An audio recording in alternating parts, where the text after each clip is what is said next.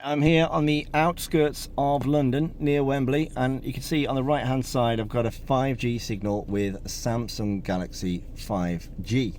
I've just done a speed test, and on the 5G phone I have got a very decent speed.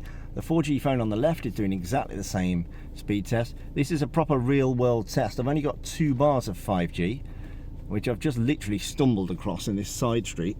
This is probably what people will experience. I've done a speed test previously. I've got 70 megabits per second on one, and I got 140 on the 5G, and now I'm getting 63 megabits per second on the 4G and 100 megabits per second on the 5G. We'll do one more test. Let's do a refresh on this.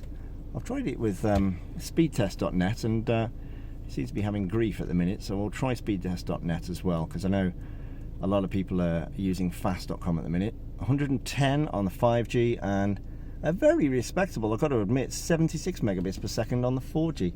Let's try it with speedtest.net, which was playing up a minute ago. So I'm going to do,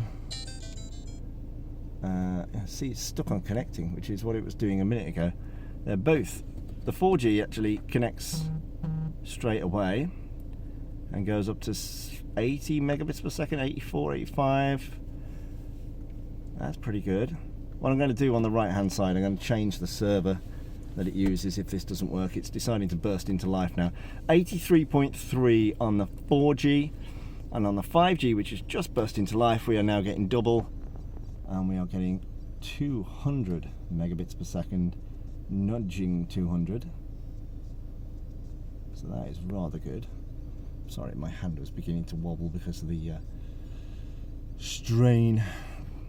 Let's have a look. So we're connected to different speed test servers. Now upload is much better. Got 12 megabits per second upload.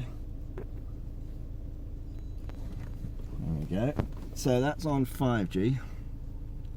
And let's do the 4G.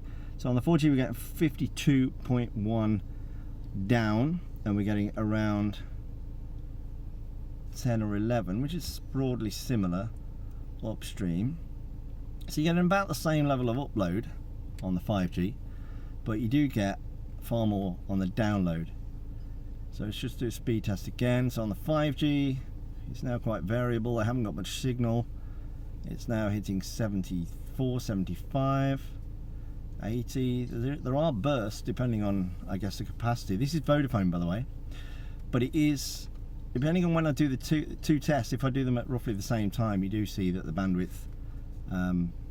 tends to be a significant amount difference. So yeah, there you go. That's a 4G and a 5G side-by-side comparison, and you can see just how different they are.